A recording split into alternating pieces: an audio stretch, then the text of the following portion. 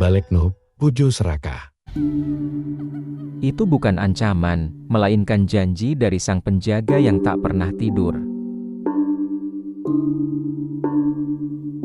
Tuk Umbul terletak di tepi sebuah dusun tua, tak jauh dari hamparan sawah dan kebun jadi. Orang-orang desa meyakini mata air ini sudah ada sejak masa pesanggerahan Keraton Yogyakarta ratusan tahun silam. Airnya jernih, memantulkan langit, dikelilingi bebatuan lumut dan pepohonan rindang. Suaranya bergemericik seperti bisikan yang tak pernah lelah. Bagi warga, Tuk Umbul adalah sumber kehidupan sekaligus tempat yang dijaga kesakralannya. Sejak dulu, ada aturan tak tertulis, jangan merusak, jangan mengotori, dan jangan mengambil lebih dari yang dibutuhkan. Konon, aturan itu berasal dari pesan leluhur yang diwariskan turun-temurun. Namun di era tahun 1980-an, cerita tentang penunggu Tuk Umbul masih sering terdengar. Sosok itu bukan makhluk jahat, tapi penjaga yang memastikan mata air tetap murni. Orang menyebutnya Mbah Jaga, karena katanya sudah ada sejak masa Sultan Agung. Wujudnya tinggi, kurus, dengan rambut panjang basah menutupi sebagian wajah. Kulit pucat kebiruan seperti lama terendam air. Matanya memantulkan cahaya kehijauan, dan suaranya berat, dalam, seperti keluar dari dalam sumur. Rama, pemuda desa, tumbuh dengan cerita itu. Ia percaya sebagian, ragu sebagian. Baginya, Tuk Umbul hanyalah mata air tua, tempat ia dan teman-teman mandi sore atau mencuci hasil kebun. Tapi semua berubah ketika musim kemarau panjang datang. Air mulai surut, dan orang-orang dari luar desa mulai datang dengan ember-ember besar, mengambil lebih dari yang mereka butuhkan. Malam itu, ketika Rama pulang dari sawah melewati Tuk Umbul, ia melihat sesuatu. Di tepian, di bawah sinar bulan yang temaram, berdiri sosok tinggi dengan rambut panjang basah, membungkuk mengamati air. Sosok itu menoleh perlahan ke arahnya. Mata kehijauan itu menyala redup bukan marah, tapi penuh peringatan. Rama tercekat. Sosok itu tak bergerak, namun suara bergemericik tiba-tiba menguat, seperti riak yang datang dari dasar mata air. Saat ia memejam dan membuka mata lagi, sosok itu sudah hilang. Yang tertinggal hanyalah bau basah tanah bercampur melati, dan getaran di dadanya. Kabar tentang air Tuk Umbul yang mulai berkurang membuat kepala dusun, Pak Surono, mengadakan pertemuan warga. Ia menegaskan larangan mengambil air berlebihan, terutama untuk dijual keluar desa. Tapi tidak semua warga patuh, apalagi para pendatang yang tak kenal cerita lama.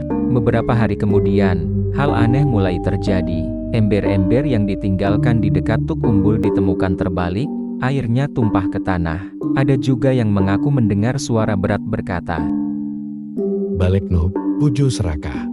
Saat mereka mengisi wadah, sebagian menganggapnya halusinasi, sebagian lagi ketakutan dan tak mau mendekat setelah senja. Rama sendiri mengalami peristiwa aneh. Malam itu, ia sedang memeriksa saluran irigasi dekat Tuk Umbul. Udara terasa lebih dingin dari biasanya. Suara jangkrik menghilang, digantikan suara air yang berputar seperti pusaran. Saat ia menoleh, ia melihat bayangan tinggi di permukaan air. Meski di sekelilingnya tak ada orang, bayangan itu mengangkat tangan kurusnya, menunjuk langsung ke ember kosong di dekat Rama, lalu ke arah hutan. Suara berat bergema, seakan keluar dari dasar air. Sing nyolong bajin, bakal garing oriple. Rama merinding, darahnya dingin. Ia memungut ember itu, membawanya kembali ke desa tanpa menoleh lagi. Dalam hati, ia mulai percaya bahwa penunggu Tuk Umbul bukan sekadar cerita. Musim kemarau semakin parah. Air sungai kecil di desa sudah mengering. Hanya Tuk Umbul yang tetap memancarkan air jernih walau debitnya menurun. Suatu pagi, sekelompok orang dari kota datang dengan truk tangki, bermaksud mengambil air dalam jumlah besar untuk dijual. Pak Surono mencoba menegur, tapi mereka bersikeras.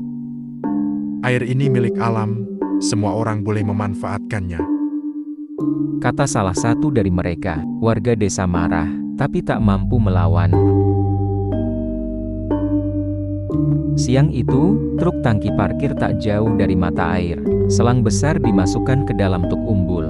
Saat pompa mulai menyedot, langit yang tadinya cerah mendadak mendung. Angin berhembus kencang dari arah hutan. Air di Tuk Umbul beriak keras, membentuk pusaran. Dari dalam pusaran itu, warga melihat sesuatu muncul kepala dan bahu sosok tinggi, rambutnya basah menutup wajah, kulitnya pucat, dan mata kehijauan menatap tajam ke arah truk. Mesin pompa tiba-tiba macet. Selang bergetar hebat, lalu terlepas sendiri. Air yang sempat tersedot memuncrat keluar, membasahi para pekerja. Salah satu dari mereka berteriak histeris, mengaku melihat tangan kurus muncul dari air dan mencoba meraih kakinya. Truk itu pergi sore itu juga, tanpa sempat membawa setetes pun. Sejak hari itu, tak ada lagi yang berani mengambil air Tuk Umbul dengan cara serakah. Rama mulai sering datang ke Tuk Umbul, bukan hanya untuk mandi atau mengambil air, tapi untuk mengamati. Ia merasa penunggu itu mulai menerima kehadirannya. Beberapa kali, ia melihat sosok itu duduk di batu besar di tengah air, memandanginya. Tak ada rasa takut, hanya getaran aneh di hati, seperti sedang diawasi seorang tetua. Suatu malam, Rama bermimpi. Ia berada di pesanggerahan tua, melihat rombongan prajurit keraton membawa kendi besar ke Tuk Umbul. Seorang lelaki sepuh bersorban berkata, Mata air ini adalah titipan raja. Siapa yang menjaganya, akan menjadi penjaga selama-lamanya. Rama terbangun dengan keringat dingin. Di luar, suara air Tuk Umbul terdengar lebih jelas dari biasanya, meski jarak rumahnya cukup jauh. Ia merasa dipanggil. Saat ia tiba di tepi Tuk Umbul, bulan purnama memantulkan cahaya di permukaan air. Sosok itu muncul, berdiri di tengah pusaran kecil, menatapnya. Perlahan, rambutnya tersibak, menampakkan wajah pucat dengan sorot mata dalam. Suara berat itu bergema. Aku orang Larani. Aku mung jogo. Leluhurmu ngerti iki. Kandakno marang wong-wong, ojo nganti tuk iki mati. Rama hanya mampu mengangguk.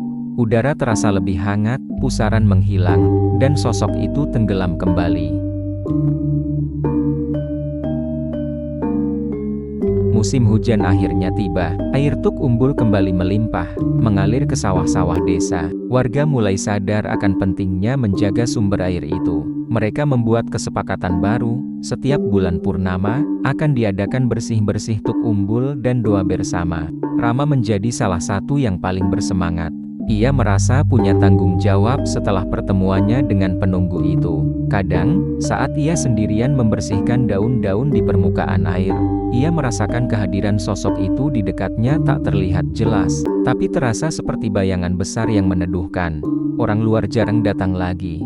Cerita tentang truk yang gagal mengambil air sudah menjadi semacam legenda yang menakutkan. Anak-anak hanya berani bermain di sekitar Tuk Umbul saat siang hari. Malam, area itu tetap sunyi. Hanya suara gemericik air dan desir angin yang terdengar.